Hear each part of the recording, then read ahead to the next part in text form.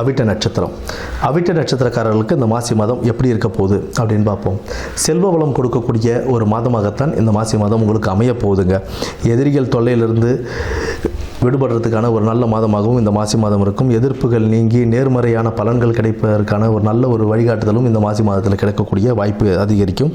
குடும்பத்தில் மகிழ்ச்சி நிலவும், உத்தியோகத்திலும் தொழிலிலும் நல்ல ஒரு முன்னேற்றம் ஏற்படக்கூடிய ஒரு மாதமாக இந்த மார்ச் மாதம் உங்களுக்கு அமைச்சு கொடுக்க போகுதுங்க. மாசி மாதம் தடைப்பட்ட காரியங்கள், ஐயோ இது இத்தனை செஞ்சு முடிக்க முடியல அப்படின்ற அந்த மாதிரி காரியங்கள்லாம் இந்த மாசி மாதத்தில் தொடங்கும் போது உங்களுக்கு நல்லபடியாகவே முடிச்சு கொடுக்கும்.